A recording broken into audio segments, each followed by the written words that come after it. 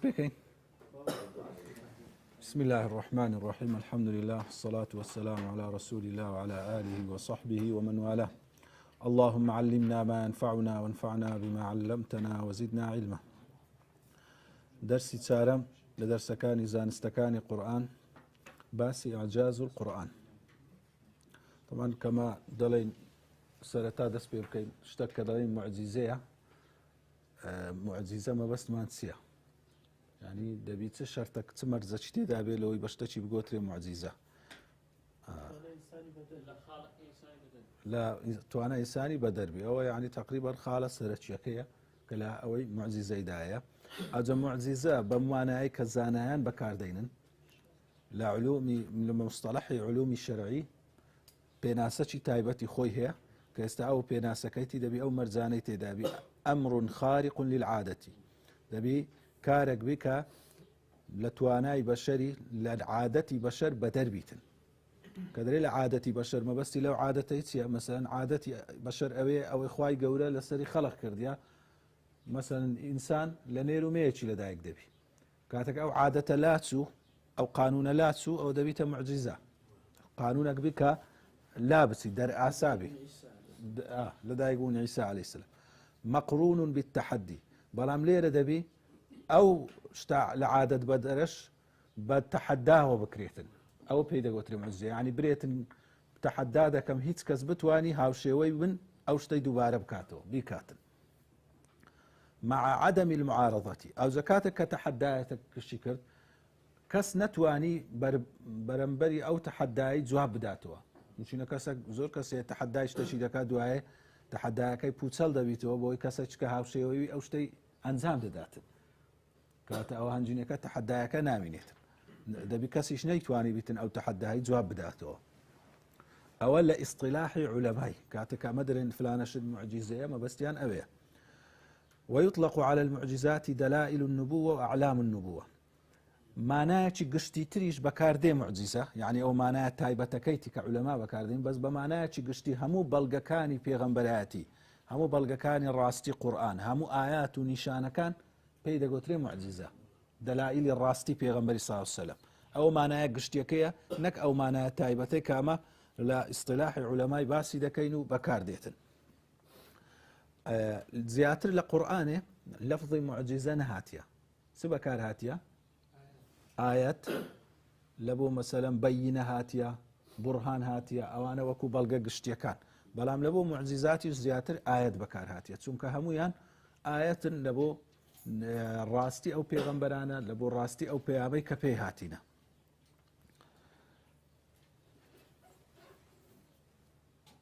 معجزاتي پێغەمبەران سەڵات و سەلامی خۆیان لەسەر بێ دوو جۆری سەرەکی هەیە معجیزاتی حیسی هەیە ئەوەی ئەگەر لە خوێنە خۆتان بنووسن چکە ئەوە لێرە نەنووسرەیە معجیزاتی حیسی هەیە معجیزاتی عەقلی هەیە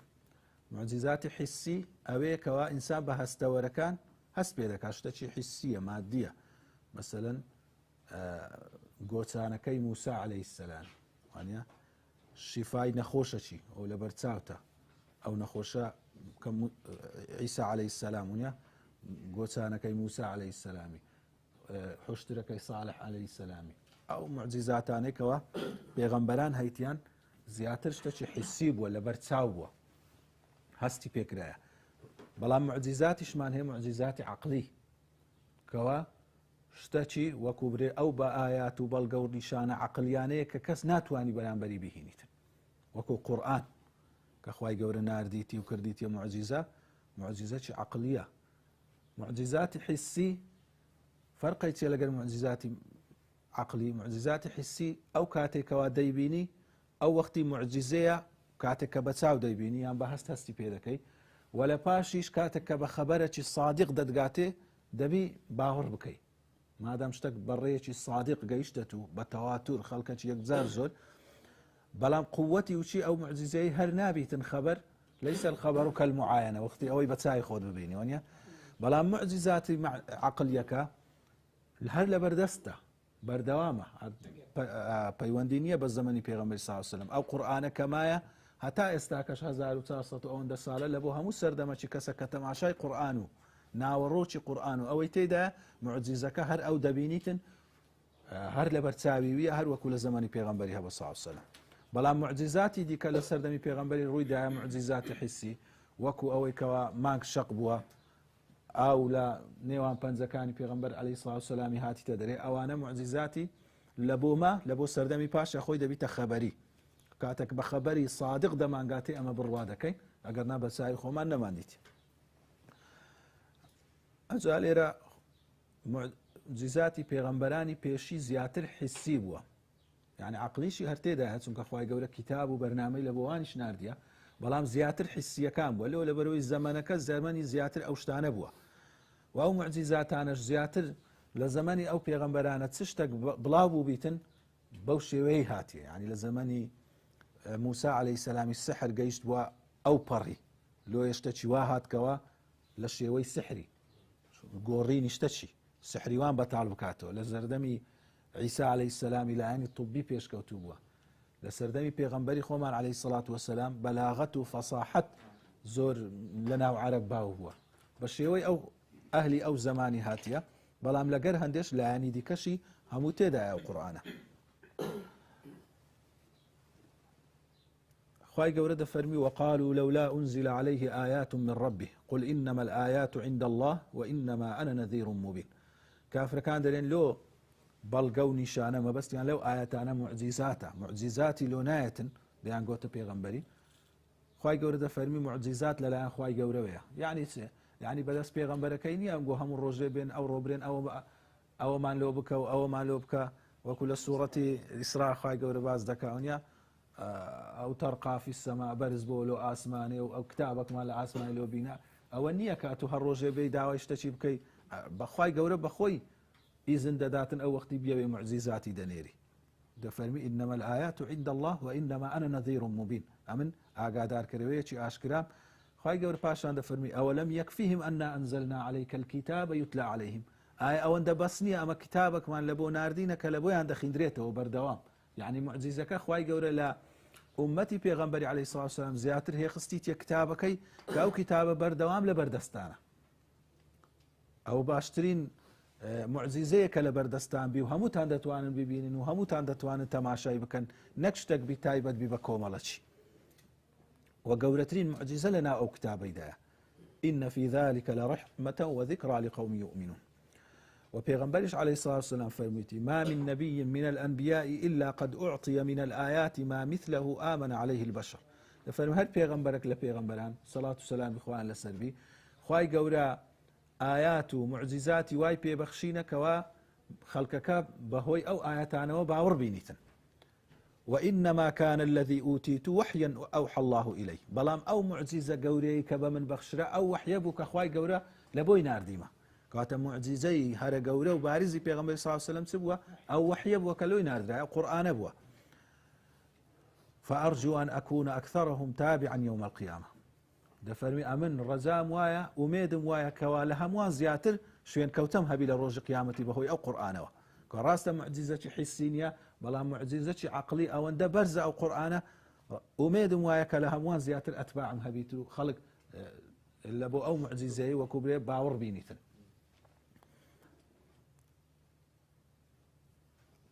ئێستا بینە سەر قورئانی پیرۆز ئەوە بەگشتی کە باسی معجزات بوو. خوای گەورە ئەو معجزەی بەخشیتە پێغەمبەری عەلەیهی سڵاو وسەلام کە معجزەی ئەوەندە گەورەیە گەیشتی بەخشیتی ئەفضەلی پێغەمبەران ئەو معجزە گەورەیە. خوای گەورە بەگشتی لەبارەی ئەو قورئانەی تەحەدا دەکاتن کەواتە گوتمان معجزە شتەکە کەوا دەستەوەسان بی کەس نەتوانی هاو شێوەی وەی بینیتن. خوای گەورە تەحەدا دەکات کە بتوان هاو شێوەی ئەو قورئانەی بینن لە ئوسلوب لە هەموو لایەنەکان دوایە کە باسی دەکەن لایەنی ئەعجازەکانی قورئانێ چییە؟ یەکەمیان ئەوە بەگشتی کە باسی قورئان دەکات دەفەرمی قل لئن اجتمعت الإنس والجن على أن يأتوا بمثل هذا القرآن لا يأتون بمثله ولو كان بعضهم لبعض ظهيرا. ئەگەر هەموویان کۆ ببنەوە لە ئینس و لە جن لەوەی هاوشێوەی ئەو قورئانەی بینن ناتوانن بینن ئەگەر هەندێکیشیان پاڵپشتی هەندێکیان بن. هەموو یعنی پێکەوە پاڵپشت بن، هەر یەکی لایەنێکی خیبرەی هەیە، هەر یەکی لایەنێکی ئەوە بەلاغەتی هەیە، ئەوە فەساحەتی هەیە، ئەوە فلانی هەیە، ئەوە فلانی هەیە، ئەوە لەو لایەنەی دەزانی هەموو پێکەوە ئەو هەموو علومە ئەو هەموو مێشکە خڕ ببنەوە ناتوانن بیبن. پاشان تحدایان دەکا بە دە سوورەتی فەرمی ئەم یەقولون افتراه دەرێن لە خۆڕەهالی بەستێ قل فأتوا بعشر سور مثله مفتريات ئەگەر هەڵبەستراوە دا ئەم گۆشت بتوانن دە سوورەتی هاوشێوەی وەی هەڵبەستراو بینن چونکە مادەم شتەکە ئینتاجی بەشەرە دەبی بەشەرەشی هاوشێوە بتوانی ئەو شتێوەی بینن وادعوا من استطعتم من دون الله إن كنتم صادقين هەر کەسەکیش بێجگە لە خوای گەورە هەر چێی بانگ دەکەن بانجی کەن ئەگەر ڕاست دەکەن فإن لم يستجيبوا لكم ئەگەر وەڵامیان نەدانەوە و جوابیان نەداوە نەیان توانی هاوشێوەی ئەو قورئانەی بینن ئەوە مەسەلەی جوابەکەیە تحدایەکەی جواب بدەنەوە فاعلموا أنما أنزل بعلم الله بزان کە ئەوە بە عیلمی خوای گەورە ئەو قورئانە دابەزێ پاشان تحدایان لەسەر یەک سوورەتی دەکاتن ئەم یەقولون افتراه قل فأتوا بسورة مثله ئەگەر دەرێن هەڵبەستراوە ئەمگۆ بتوان یەک سوورەتی هاوشێوەی بینن و ئەو تحدای لە سوورەتی دیکە دووبارە دەکاتەوە إن كنتم في ريب مما نزلنا على عبدنا فأتوا بسورة من مثله کەواتە لێرە قورئان تحدا بە یەک سوورەتی دەکاتن کە ناتوانن هاوشێوەی بینن ئیمامی باقلانی دەفەرمی ئەو قورئانە ئەگەر وەکو شعر بە یان وەکو شێوازەکی ئەدەبی بە مەسەلەن ئەمە لە ئەدەب چمان هەیە شعرمان هەیە نەثرمان هەیە ونیا خوتبەمان هەیە باسی ئەو شتانە دەکەن هەر یەکی ئوسلوبەکی خۆی هەیە هەر کەسێک چەند لە شعر باری بیتن هاوشێوەی وێ هەر هەیە ئەگەر لە هەموو کۆی گشتی هاوشێوەشی نەبی لە هەندێک شعری هاوشێوەی هەر هەیە شاعیرەکان مەسەلەن کاتێکە ڕەخنەگرانی ئەدەبی ناقید ئەوەنیە لێکۆڵینەوە لەسەر شعری دەکەن دەرێن ئەو شعرەی زۆر بەقووەتە ئەوەی بەو دەرەجەی نییە هەموو دەرەجاتی لە بۆ شعرەکانی دادەنێن دەرەجاتی وا لە خواری هەیە ئەگەر شاعری هەرچەند بەرزبی شاعری تیکە هەیە لە دەرەجەی وی لەسەرترە هەرچی شاعری بەرزدرێ مەسەلەن لە عەرەبی کە متەنەبی لە هەمووان ناوبانج و مەشهوری زیاترە هەندێک شعری هەیە جێ ڕەخنەیە شاعری دیکە کە زۆر لە خوارەویە لەو شعرانە باشتری نووسە لە شعرە خراپەکانی وی بەڵام چینە بە کۆی گشتی نەگەیشتیتە متەنەبی ئەلێرە خوای گەورە بە یەک سوورەتیش تەحەدایان دەکاتن کە ناتوان هاوشێوە یەک سوورەتیش بینن چی هەر لە سوورەتەکان ئەوان پێیان ئاسانە فەساحەتی بەلاغەتی ئەوەنیا ڕیان پێیان ناڕێکە با بتوان هاوشێوەی ئەو ناڕێکەی بینن ئەگەر ڕاست دەکەن لە دوایە لە جنسی ئەو شتەی بۆ کەوان یعنی هەر شێوە کەلامی عەرەب بووە ئەگەر ئەوان دەتوانن بینن لە باتی ئەو هەموو دژایەتی و لە باتی ئەوەی خۆیان تووشی ئەو هەموو شەڕە و هەڵبەستنەی کرد لە بەرامبەر پێغەمبەر صلی الله علیه و سلم دەهاتن بە ئاسانی پوچەڵیان دەکردەوە قورئانەکە دەیانگۆ کاکە ئەمەش قورئانێکی هاوشێوەی ماندانە هەنجی نەک دوژبنەکانی دۆستەکانی پێغەمبەری صلی الله علیه و سلم لێی دەگەڕانەوە چونکە هەر کەسێک خەڵک شوێنی کەت بیتن لەبەر فکرەچی کاتێکا تو فکرت پوچەڵ کردەوە خەرک بەخۆی لە دەوری دەڕوات دووەمینیش ئەو کافرانە لە ڕووی فەساحەت لە ڕووی بەلاغەت ئەو پەڕی بەلاغەت و فەساحەتیان هەبووە یعنی توانای قسەکردنیان هەبووە واروەها ویستی دژایەتی پێغەمبەریشیان لەو پەڕی هەبووە ئێمادەم ویست هەبی توانە هەبی لۆ ئەو شتە ئاسانەی ناکەن بچن کتابەکی هاوشێوەی ویدا بنێن ئەگەر ئەو کتابە دانرابە کو ئەو قورئانە ئێستا 1400 ساڵە بڵاو بوویتەوە لە ناو هەموو خەڵکی ئەو کتابەش بڵاو دەبووە دەیانگۆ کاکەوە پێچەوانەی ئەو قورئانەی فلان کەس فلانە شعری نووسیە فلان کەسیش لە بەرامبەری شعرەشی جوابی داوە فلان کەس فلانە خوتبەی نووسی فلان کەس لە بەرامبەری ئەو خوتبە فلانە شاعیر جوابی داوە هەندێک کە ویستیان بکەن عەلەیکوم سەلام ئەوەش گەورەترین بەڵگەیە کە ئەوانە ویستیان بکەن ئەوەندە بێنرخ بوو ئەوەندە بێ بەلاغەت بوو کە لە بەخۆشی شەرمی پێبوو لە دەوروبەری خۆشی بڵاو نەبووە یەکسەر لە ناو تاریخ چۆ ناو زبڵدانی مێژوو شتەی وها بێمەعنای نووسی وشی مەسەلەن موسەیلەمەی دەرێن ئەلفیل و مەلفیل و شتی واکە بۆ مایە گاتە پێکردن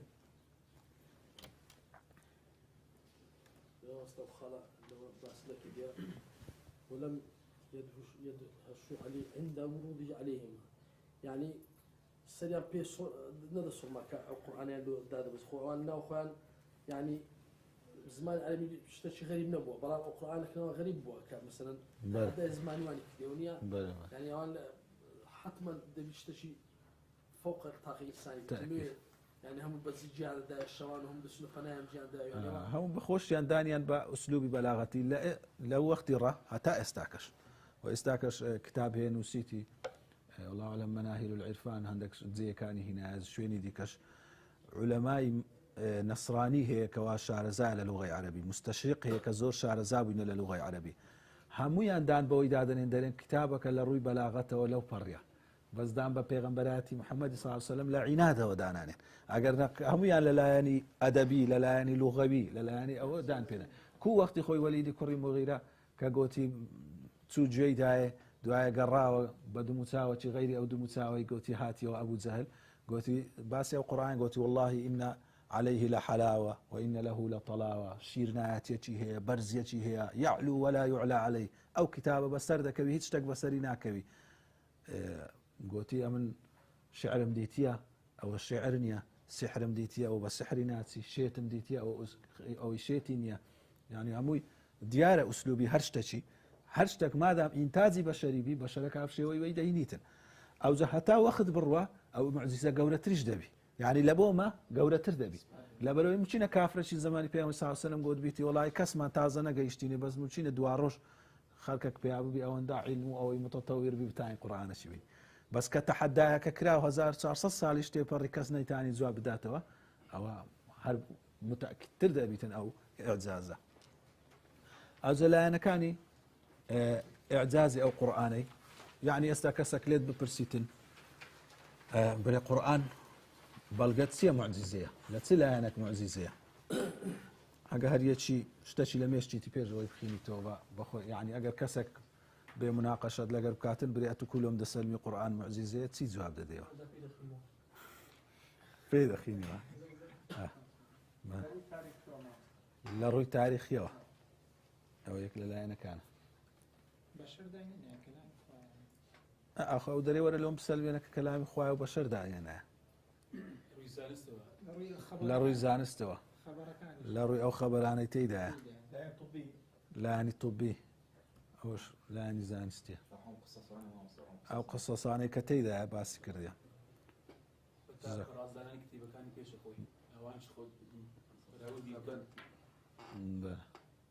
برازدانان كتيبكاني بيش أخوي أو خبراني تيدا باس أو هم أحكامنا أو يخالة زور مهمة هرشتين ويتي دا هر گونجاوە صالحە لە بەوەی ئینسان ئیشی پێ بکە چونکە کتابی پێشی دیکە هەیە دینەکە هیندۆس و میندۆس و ئەوانەوە لە نووسرا ئێستا کە هەر بەخۆیان شەرمی لێ دەکەن کە ئەوە شەرمی لێ دەکەن کە ئەو شتانەی تێیدا نووسراە بەکەلک نایە هەر بشقینەوە زۆربەی دەشارنەوە ئەوە شیفا تعارض ناکە لەگەر عەقلی بەشەری هەموو ئەوانەتەوە ئەو هەموو خاڵانە و چەندان خاڵی دیش کاتێک پێکەوە لە یەک شتی کردبنەوە نیشانەی قووەتێکی زۆر گەورەیە يعني أتو مثلا لا يعني علمي لقى لا يعني تاريخي لقى لا يعني فلاني لقى لا يعني فلاني همو لنا ويكشتي خربيتوا زور بقوة دبيتن لو يكوا يكلا يعني لو هاني تدابيتن استعمل باز دكي همو أو لا يعني إعزاز القرآن بقشتي دتاني لتصار لا يعني كويب كينوا لا يعني يكميان إعجاز معنوي وتشريعي يعني إعجاز معناو أو تشريع حكماني كوالنا قرآن هدا قرآن تسي هنان أو ناوروكيك القرآن تيدا دبين پیغمبر صلى الله عليه وسلم لأمتك نخين دوار بوا علوميان زانستكانيان تيدا نبوا ونيا لنا أو جيان زياتر لنا حضارة وشارستانيتك نبوين كوام خلق لنا ونوسين وأوشتان دابي لقر هندش أو كتابي هنا قولترين حضارتي دروس كرت قولترين نموني لبو جيان لبو حكم لبو دستور وياساي ناولاتشي پێشکەش کرد کە ئەوە شتەکە ئیلا لەو وڵاتانەی کە زۆر بە عیلم ناسرای نەتوانیتیان منهەزە مەسەلەن دیموکراتیەت وەختی خۆی ڕۆمان هینایەتی ئەوە دیارە لە ناویان فەیلسوف ژیایە ڕێبازی فەلسەفی و تاریخی و نووسین و کتابەکی زۆر لە ناو ئیغریقیەکان سەری هەڵدا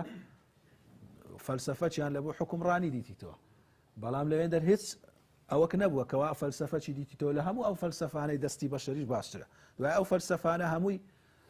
بەرهەمی چەند ساڵ لە دواییەکی زانا لە دوو زانای بوو ئەو فکرەی هینایە زانایشکە پەرەی پێدا یەکەچکە هینایەت یەکەچی قەت نەبووە زانایەک بە تەنێ فکرەی بینی هەر بەخۆی ئەوەل و ئاخیری بی ئەو جا ئێستامان لەم نمونانەی باز دەکەین لەناو مەسەلەی ئەو ئیعجازی تەشریعی و مانای قورئان لە خۆی گرتیە یەکەمیان يحرر القرآن وجدان المسلم بعقيدة التوحيد عقيدتي تم باك وخاويني هنا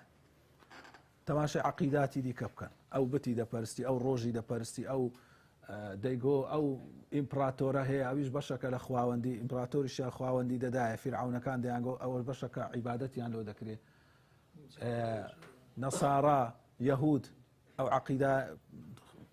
شركيان تيدا تيكربو ولا أو عقيدتي هنا أو بر عقيدة باك خدا شيء روني كردو زور واضحة هرتسي هي ولا مخلوقات وماديات أو خلق مخلوق لدى خالقك دروستي كردينا كبدل لصفاتي وأنا ليس كمثله شيء وهو السميع البصير كوات الزور بروني عقيدتي رونو أشكرا أواني كواهاتينا لما يجي إنسانية وخلشيان رو كرتو أوانا بيغمبران عيسى موسى إبراهيم سكوامي اللي أنت كربوا عيسى عليه السلام زين شيا بيغمبرين نصارى هم يان ليه تكربوا توراة هم ليه تكربوا صفات إخواتي عندك نا أوانا هم بيغمبران شينا بياما كان لا إخوائي قورا ولا بودي لري ملائكتانوا أو بيامي بخرشي بقينين وشي واني بشر دروس كراينين بلام تاكتريني بشر كانن كهل بجير دراينين يعني عقيدتي تسن رون واشكرايا توحيدتي تسن واضحة بلام أتود بيني عقيداتي دي كتماشا ذكي ورتماشا نصرانيتي كبخوش ينسريان لخود الناس وقتشي درين بس خداها بوا باشان كوري لي بوا أو كرشوشي خدايا هانيا باشان درين شريكيشا لقري لك هالصوراني كاروباري همو كوني أدي بيش يوي أو كوري ببي تشي شريك بوا أو شريكي كوبيا كرد دوای پاشان دەرێن هەر ئەویش بۆ عیسای هاتە سەرزەوی ئەدی کو خواردیتەوە چی بەشەرەکی ژایە هەر ئەویش بۆ سەڵب کرایە ئەدی کو خواکوژایە کەتینە ناو گومڕاییەکی بە خۆیان سەریان لە خۆیان دەرناچی یعنی 1400 ساڵ 1400 ساڵی 2000 ساڵە 2000 ساڵی دیش پرسیاریان لێ بکە شتێکی ڕوون و وازحیان پێت نییە پێت برێن کاکە چێە ئیسا پێیان نییە بە خۆشیان دەزان لە بەرەندی خۆی گەورە بە گومڕا وەسفیکردینە گومڕا بووینە سەریان لێ تێکچووە بله أو عندي هم خرافات وهمة أو ديارك للان عقيدي لان عبادات أو عند عبادات الريكوبيتي هنا لنويجي بو تفصيلي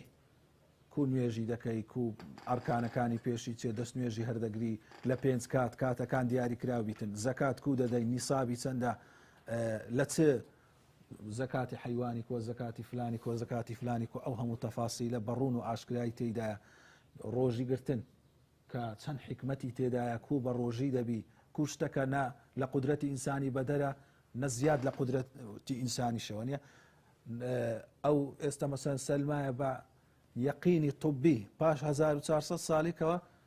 لبو إنساني روجي قرتن شتشي زور باشا بتايبتي لو كشتني خلايا سرطاني دەکرێت ئێستا کابراایك ئەگەر خوانە خواستە ئەمە برین ئەوە لە خۆڕا قسەی کردبا لە خۆڕا گوتبای ئەو وەختە ڕۆژی باشە ئێستا عیلم پاش ئەو هەموو تەکنۆلۆژیا دۆزینەوەی هەرچی دکتۆرە برێ وەڵی کاکە سەلمایە ڕۆژی لەو ئینسانی زۆر خراپ برسی دەبیتن ئەو برسی بوونا ئەو تێنی بوونا ئینسانی بە هیلاکەت دەدا کەس هەیەوە برێ نییەوە برێ ئیلاگەر یەکێک لە خراپەکاری دژی ئیسلام وەبرێتن لە عینادی خۆی وەبرێ بەڵام ئەگەر حقیقەتی علمی با مسلمانەکەش نەیدەتانی دکتۆرە مسلمانەکەش نەیدەتانی وەبرێ دێگە وڵای کاکە و سەلمایە لە تاقیگەی لە ئەوەی شتەکە لە دەستمات سووتە دەرێ حەج تەماشای ئەو ڕێک و پێچەی لە کۆنگرەکی مسلمانان ساڵانە ئەو خەڵک خڕبوونەوە ئەو هەموو تەفاسیلێکە لە حەجیدایە ئەو جە لە هەموو عیباداتەکانی دیکە نیظامی عیباداتە چیت کە ئەمل نیظامی خێزانی هەموو کەس حەقی خۆی هەیە ئافرەت حەقی خۆی هەیە پیاو حەقی خۆی هەیە منداڵ حەقی خۆی دەبی ڕعایەت بکرێ داک و باب حەقی خۆی دەبی ڕعایەت بکرێ یەتیم ڕعایەت بکرێ بەقەدەر ئەوەی کەوا ئەوەی کچکەیە دەبی مەسەڵەن ضعیفە دەبی زیاتر ئیهتیمامی پێدایە زیاتر باسی کردیە لەوەی ڕعایەتی حەقەکەی بکرێ نیکاح بە چ شەرت و شروتەکی ڕێک و پێک دەکرێتن کو ئینسانی پارێزیتن لە خراپەکاری لە زینا لە فەساد طلاق ڕێی خۆی هەیە بە چ ڕێیەکی دەکرێتن میرات کو دابش دەکرێتن هەمووی بەپێی نێزیکی بەپێی پێویستی هەمووی فەلسفەی لە بۆ دانایە فەلسفەی میراتی لەگەر فەلسفەی ئێستاشکەوە هەموو حکومەکان لەسەرینی جوودانە فەلسفەی جیاوازە لە ئیسلام بەس لەبەرەوەی نیە نێزیکی لەبەرەوەی پێویستیشە كدليل الذكر مثل حظ الأنثيين لبرسأو هايدانا لبروي لولا نفقي لسر بيهاوي دانا توازني دروس كاتو ما دام نفقه لسر جني نبي جنكا مصروف ماري لسرني لو هاي توازن شي لو دروس زكاته كوا او نيوي بياوي او ورده قريت لها مكاتة تشنيا بلام لو كاتانا مثلا لو لها مكاتة تشنيا لو كاتانا يدي او مثلا نفقه لغورينيا لو شيناني كوا توازن لقر نفقه دروس زكاته نظامي نفقي چه بخيو دك او ديار هم او نظامنا حتى او نظامنا او اندا ريكو بيغون استا برو لي بكولو اواني قانوني ندزانن لقانوني ولاتاني اوروبا لامريكاي يك لمصدر السرچ كان فقهي اسلامي بتايبتي فقهي امام مالك تنك الاندلسيات تشتنيا حتى اخر شد لو رجعنا فيديو يكم ديت لامريكاي لسر او مساله او رش بيستك يعني كش او هي اي محلفين يعني هي دوازده كسخر دبنوا دوازده حاكم بيك وقرار ددن شتشي واهيه اوان بفيديو بخويا قصيده كان لامريكا روجنامه نوسكان او انا درين او فكره اسلامي ورجليات سندي بيش ما ناخوش بي او حقيقتك لبلو درين او لا مذهب امام مالك لفلانه موضوعي بيدرين نظم اللفيف شتشي واهيه لفلانه موضوعي او شتورجليه سبحان الله كسك لنا صحرايا كودتاي نظامك وابيني استالو 1400 سال خرجي امريكاي باسي وكمبري والله فلان اشت مال لوان ورقتي فلان اشت اصلي وانا خين دواري نبوي نظامي اقتصادي نظامك الريكو بيتشي دانا نظامي الشيوعيتي دروز بو قوتي فقير وهجارنيا خرج هموي وشيك هموي ايش دكا بارديت ودولة دابش دكاتو هانجي كابراي تنبل وكابراي زيرك وكابراي او هموي وشيك دي دبون ياك مستوى نظامك عكسي في ابو نظامي ليبرالي راس مالي قلتي هرسي عمشتك ازاده فقير باهر فقير تربي دوله من باهر لسر بشتي فقير دوله من تربي سان كاسك دبنا ملياردير ابيدي هموي باهجاري خدمتي وان دكاتن خدمتي او كومبانيا انا دكا استاك نظامي لسر نظامي اسلامي لما بيني او دويه ندريتن فقيري وهجاري نبيتن لبرو ندريتن دولمند استغلالي بكار رباي حرام كردي او شتاني كاستغلالي تيدا لبو فقيري حرامي كردي وزكاتي واجب كردي كيارمتي فقيري بدات او توازني راقرتيا او ذا استا بنقي اسلامي دروز ولا سر نظامي اسلامي روسيا ولاتاني اوروبي داوي او بنقيان كردي لو ولاتاني بويتو خلق ايشي في ذكاتن كمقابلي نظامي عالمي استا نظام الجزاء وعقوبات حد دانا لبو قتلي لبو يكسك تساوية كتشكورك جوي كركاش تشي بكاتن همو حدودا كان بواضحي براينو كنظامك او بري ريكو بيتشي وعدالتي تيدا لبو بالاستني لبو نظامك هاتي لبو بالاستني بينشتي او حفظي ضرورياتي كلياتي 5 بالاستني دين نفس مال عقل عرض لو بارسني او بينشتياتي لبو هرشتا تشتشي دانا هو عقل انساني بارزي او حرام كردي يعني مشروباتي ومخدراتي حرام كردي عقوبه لسر دانا نظامي حكمي دانا كواكو مسلمانان حكم بكن كو لقر غير اهل كتاب لقر غير مسلمانان اهل ذمه بي مستأمن بي لم عهد دابي لشر دابي لقرت همو يرون كردي تو كو تعامل يعني لقر بكي مسلمان لقر يقدي كو تعامل دكن ده صلاة داري كو هل دبجيرن بعدل بالشورى شتا أساسية كاني برانديتوا نتوي تناو تفاصيلي وكو عبادات لبروي أو شتانا مسألة سياسة قورانكاري زور بسرداي بس هيلا قشتيا كاني باس كرديا لسر أو هيلا قشتيانا هر قولاتك لسر أو قاعدانا برواتن قمرا نابيتن خرافة وناخوش تيدا نابيتن علاقاتي دولي ولا زنك كودا كريتن شر كودا كريتن لقر او كساني شر يعني لقر ذاك هذا فرمي بيري مكوجن داري مبرن فلاني مكان هم ريت شرون كرديتو او كساني كدا كوجين اسير تيان لقر ذاكري كو او ذاكري هم رون كرديتو اقناع العقل وامتاع العاطفه استدبيني فيلسوف كان بس قرين جان بعقل دايا هيك عاطفه نابزوين هر كتابي فلسفي بخيني وبس لا يعني عقلي وشكا لاني الروحانية كان يجدبيني بس قرينجي بالروحانية تيدن وانا هيس لاني عقلي تيدانيا تماشي سبحان الله تماشي قرآن دكا ليك وقت مخاطبة عقل الدكا مخاطبة قلبي شدكا ويزدان الدكا هوردو شي بيكا ودورو جينيتن خطاب العامة وخطاب الخاصة وش اعزازة شي زور قولي تيدا بيك وقتي لقر خەڵکی تایبەتمەند دکتۆر مهندس فلانی کە زۆر تایبەتمەند بی لە شتێکی لێک وەختی قسەی لەگەرەوی دەکا لەگەر کەسێکی کەوا زۆر عامیش بیتن بەس مانای قورئانێ بزانیتن بەس مانای کوردیەکەی مەسەن لەو کوردیەکە بزانانی الحەمدولله رب العالمین لە معنای تێدەگات دڵی پێ ئیطمینان دەبی کابراایەک لەو پەڕی بەلاغەت بی لە زمانی عەرەبی چەندان دکتۆرای هەبی الحەمدولله لێک دەداتەوە ئەو بە فکری خۆی تێدەگا قسەوی تێدایە بە ئەوی کتابی دیکە تەماشاکە کتابێک لە بۆ مستەوای بەرز نووسرایە کابرای عامی تێناگە کتابێک لە بۆ عامی بە سادەی نووسرایە کابرای مستەوای بەرزە دەرێەوە چیۆڵاوی تاقەت نییە بخینەوە سبحان الله ئەو قورئانە هەموو عکەس دەخینیتەوە هەمووشی ئەوەی خۆی لێ هەڵدەهێنزی لەزەتی خۆی لێ وەردەگری قسەی خۆی لێ ئیستیفادە لێ دەکە ئەو هەموو نیزامی بەو گشتی باز دەکات لەگەر هەندێش هیچ دژیەکی تێدا نیە هیچ تەناقضی تێدا نیە خی گەورە دەفەرمی وەلەو کان من عندی غەیر الله لوجدوا فيه اختلافا كثيرا ئەگەر غەیری خی گەورە بە دەیاندی کە دژیەکەی زۆری تێدا بوو هەتا ئێرە گەشتێکتان هەبی نەبە بەردەوامی لایانی دووەم ئیعجازی زمانەوانی ئیعجازی زمانەوانی هەر کەلیمەک هەر جوملەک کە لە قورئانێ پێکاتی هەر نەظمەک دانرایە ئەگەر غەیری وەی هەرچەند بگەڕی بسوڕێەوە ناتانی شتێکی جوانتر لێدا بنێ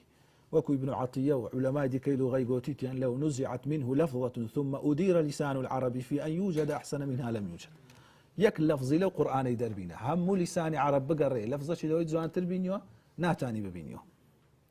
ئەو لایانی ئیعجازی لوغەوی چەند کتابی لەسەر نووسرا یعنی ئەمە هەر یەک لەوانە باز دەکەین هەر یەک لەوانە چەند کتابی لەسەر نووسرایە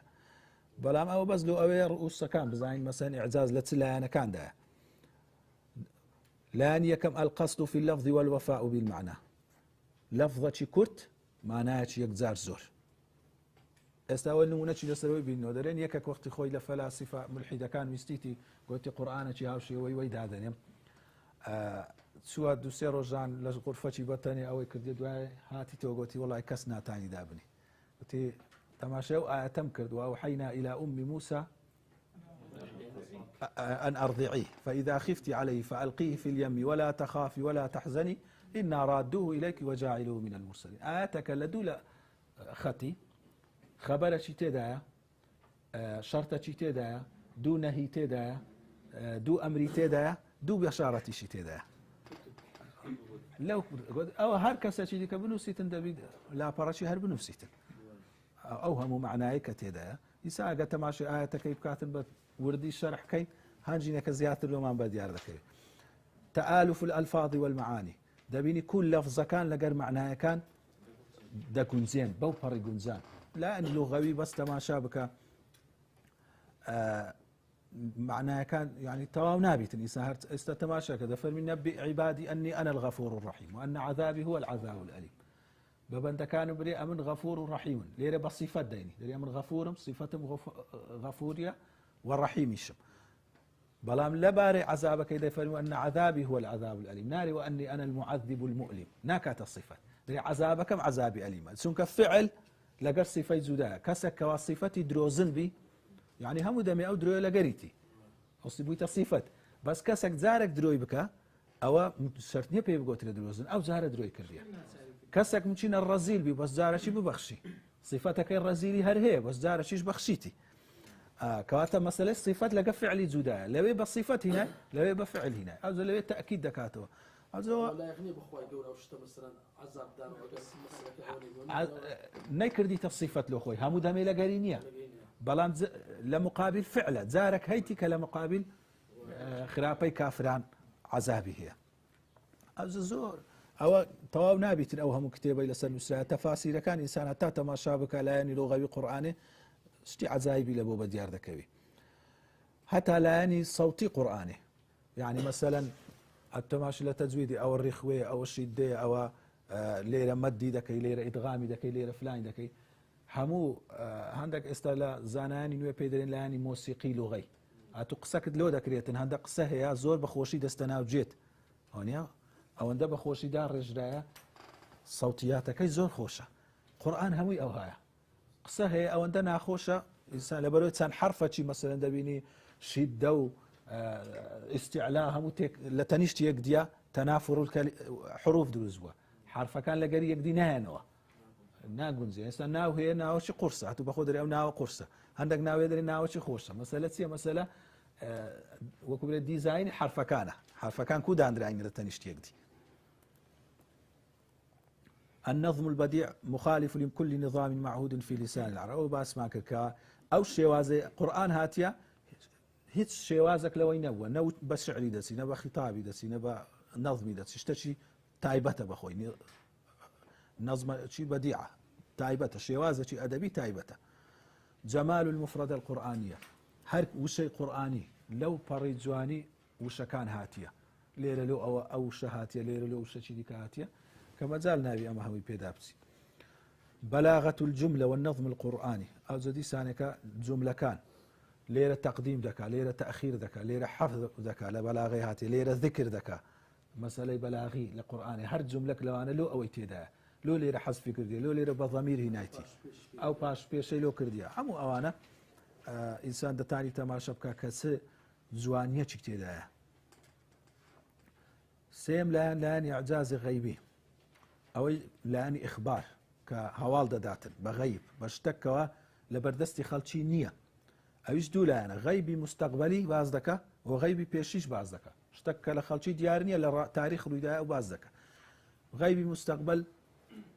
خواهي قورة زورشتي لقرآن باز كردية كديتا دي مثلا بيش أوي كوا زنجي بدر رو بداتن باسي زنجي بدر دكا أما جيلو دكا دري مسلمانا سر دكون أم يقولون نحن جميع منتصر دري كافركان کاتەکە پێوەمە ساوسەلم یاوەدەرنا لە مەکەی گوتیان ئەمە زۆرین و ئەو چییە ئەو هەموو پێکەوە ئەو هەموو قەبیلەی ئەمە سەر دەکەوێت خی گەورە پێیان دەفەرمی سەیوهزەم الجەمع ویولون الدبر ئەو کۆمەڵەتان دەدۆڕێتن و پشتی شەڵ دەکەن ئەو وعدیدا ئەو وعدە لە بەدر هاتە جێ کە کو هەمویان دۆڕان و هەراتن باسی ئەوەی دەکاکەوە مسلمانان ئیمامی ئەبوو بەکر لەگەر کافران کە ئەو مەسەلەی ڕۆم و فارس ئەو گوتیان فارس سەرکەوت بوو فارس سەرکەوتنەکی وەها سەرکەوت بوو ناچار قەیسەری ڕۆم چوو بۆ قوستەنتینیەی یعنی لە شام و ئەوانە نەمابوو ئەوەی پێچۆل کرد بوو چێ فکر دەکاتن یعنی چێ دەتانی لە خۆڕا قسەی بکاتن برێ وەڵی پاش چەند ساڵی دیکە ئەمریکا ئەو های لێ دێتن بە یەقینی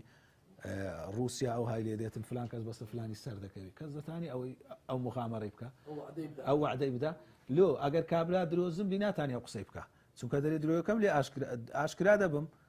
دوای ئەو هەنێتە دی هەموو شتم ئاشکرا دەبی لۆ ناوێری قسەکەی بکە ئەو نەوع درۆیە کەس ناوێری بکاتن ئەوی درۆزنیش بیتن ئیلا کەسێک کە یەقینە چی دەکەن بی کە پێغەمبەر صلی الله علیه و سلم ئەو وعدەی دەدا دەفەرمێ وغلبت الروم في أدنى الأرض وهم من بعد غلبهم سيغلبون ڕاستە دۆڕان بەڵام پاش ئەوەی ئەوان سەر دەکەونەوە في بضع سنين لە زمانی عەرەبی بضع لە سەی تا نۆی لە بضعی لەو ماوەیەی سەر دەکەونەوە هەرواش هاتە دی لە زمانی پێغەمبەری صلی الله علیه و سلم و هەروەها وعدی بە نەسرەتی موسڵمانانیش دەدا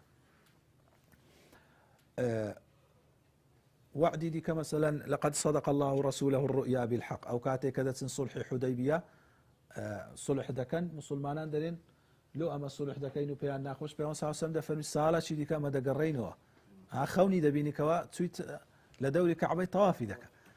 دەرێن ئەی پێغەمبەر صلی الله علیه و سلم ئەدی خەونەکەیت و دەرێ ئەو ساڵ نییە خەونەکەم ساڵێکی دیکەیە فعلا ساڵێکی دیکە فەتحی مەکەی دەبی خی گەورە دەفەرمی لقد صدق الله رسوله الرؤيا بالحق خەونەکەی بە تەواوی لە بۆ پێغەمبەرەکەی هینازێ وهروها وعديان بقشتي بيددا وعد الله الذين آمنوا منكم وعملوا الصالحات ليستخلفنهم في الأرض خو بخوي لپاشي همو پیغمبرچی رازگو لپاشان چن پیغمبرچی دروزندين ها لپاش پیغمبر مسیلمه و لو لبروي خلقكش جياب كاتو دروزن و رازگو چي دوای او پیغمبر دروینانش وعدي ددن درن كاكا مشروعي و قرآن من هي و سريج دكوي دبيني سر ناكون ئەتباعیان نامینێ دەوڵەتیان پێ دروست ناوی هیچیان پێ ناکرێ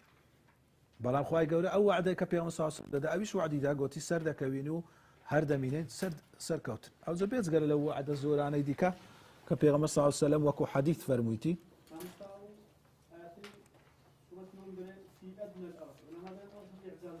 ئەوش ئیعجاز علمیە ئەو زە باسی بابەتی ئیعجاز علمیش دەکەین لەبارەی پێشی باسی قەومەکانی پێشی دەکاتن هەندێک کەس چینە برێن قەومەکانی پێشی ئەوە تاریخە لە تەورات هەیە لە ئینجیل هەیە بەڵام ئەوەی قورئان باز دەکا وەکو مهيمن باز دكا ها خوي قول دفرمي أنزلنا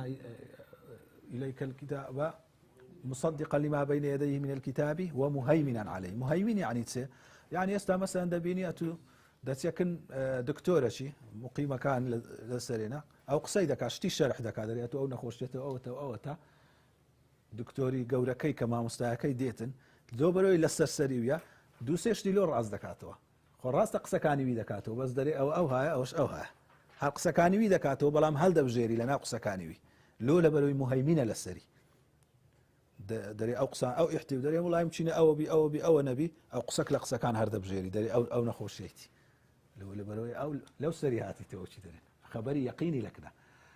علي ركب بيغمبر صلى الله عليه وسلم لنا أوهم إخبار درو راستي أهل كتاب بس راستا كان هرد بجيري قرآن بس ديتن مهيمنا خناي هم مشتكان أو كاتن دري أو الراستا ليرة أهل كتاب راسناكن كدرين عيسى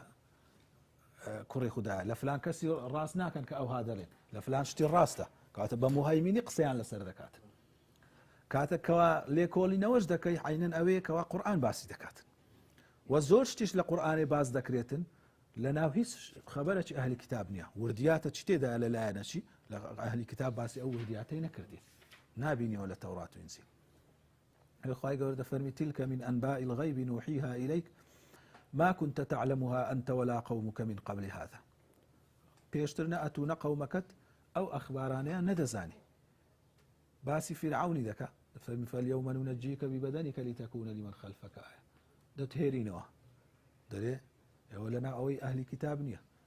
خاي قال لك أو وعدي دا باش أجر لا شيء فرعوننا ما باوا ونيا أنجينا راستي كامو بديار دكت شيء دبيريتن لخورا أو وعدي بداتن بري أو لا شيء دمينيتو لا شكاتا استاش لما تحفكا نك إيو فرعونيهم وفراعين كان ذيكش لبردست خلق تماشى عندك. إجازة كوي لويا برين خلشي كافر أو برين باطل هل بخوان أشتان حقت على كشف ذاك إنك بكاك أو مسلمان خوي يقولوا المهم جاتوا عن زيادة. بخوان عندك اكتشافات وإذا كان لو يام بدي هذاك. ولين والله إيش مسلمان بخوان أو اشتكيته بخوان دين قتل الدولار. بعضك. مثلا يكلو شتا وردانا كباسي جدا كباسي أو إذا كذا فيلم ذلك من أنباء الغيب أو غيبة كخواي قول باسي أو قصة لبودا كباسي مريم نوحيه إليك وما كنت لديهم إذ يلقون أقلامهم أيهم يكفل مريم كباسي أو إذا قال مكان داين لو قرعي بكن شيئا كفالة مريم بكذا يأتوا لو نبوي وما كنت لديهم إذا يختصمون لو نبوي كوانا مشتو مريان لسر أو شتي ذكرت كواتا أو خبر ندق يشتتو ولنا أهل كتابش نبوة يعني زاروية زور شارع وبوة لو هاتينا بسياريان لي كرديا لبارشتي زور ورت أهل كتاب زين ودا زانيانا لباري يا هاماني دفرمي يا هامان وبني لي صرحا كفرعون دري أي هامان بنايكم لبو دروز بقبلكم بقما آسمان وخداي موسى موريس بوكاي دكتور موريس بوكاي هيك دكتور شي فرنسي للاني آثاريش إشي كردي ودكتوريشة مشهورة طبعا باور دينيتن إيمان دينيتن كتابة جدا وسيلة باري علم وقرآن وآنا بلام إيمانك يبقى أشكرانا كاتن زور ترسي أوي تسمك دزاين باور بني لفرنسا زي نابي تو يكسر لهم لقب كاني ديخن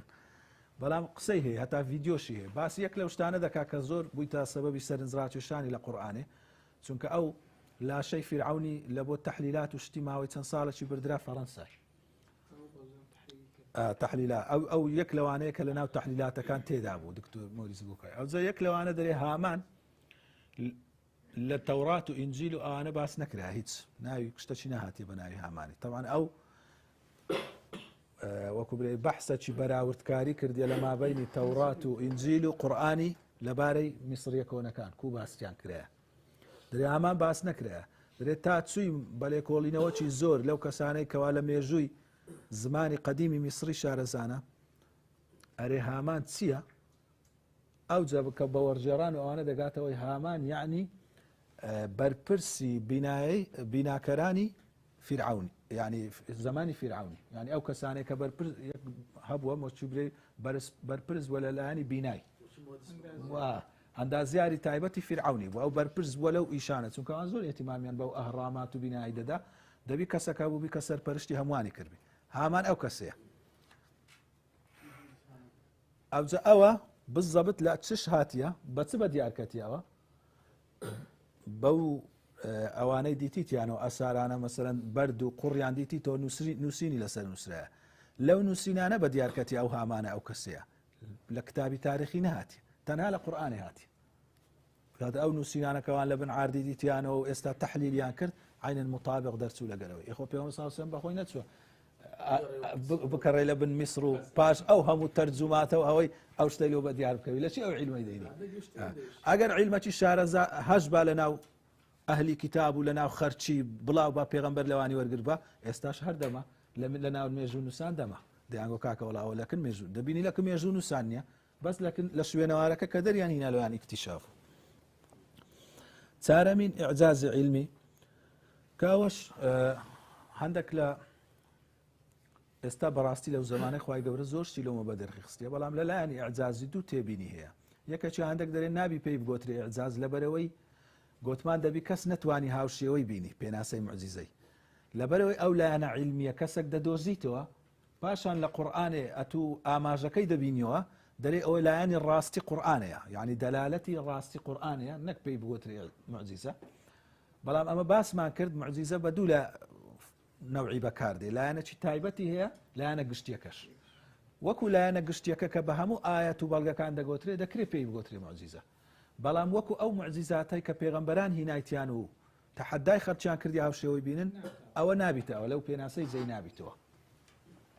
بەڵام دەلائیلی ڕاستی ئەو پێغەمبەرەینە چونکە ئەتوو وەرە ئەمن ئێستا لە خۆڕا قسەچی لەبارەی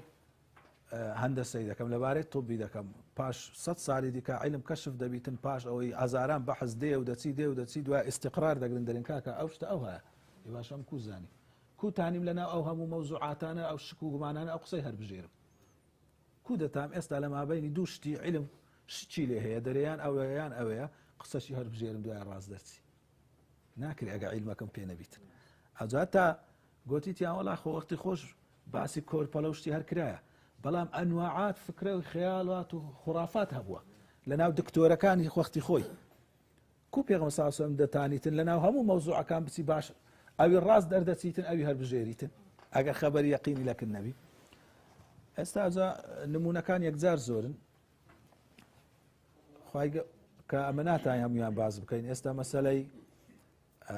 ئەوەی کەوا کەون کو دروست بووە أولم يرى الذين كفروا أن السماوات والأرض كانتا رتقا ففتقناهما بدايتكي طبعا أو زور سير بوا أو بيشتر حتى صارش بيش استاد يانجو كون أبدية هر هبوا علم هر أو هايدجو بلام لير ابن عباس ده فرمي بخوي بتفسير القرآن ديار لبيغمبر يونس دري بيك وبوينا ليك بوينو بس كو أما نازين إيمان من بيه والله مست علم كشف ذكا يعني مسألة دو بحر كذا جنا يقدي أو زور واضح استابدر كتيا يا مسألة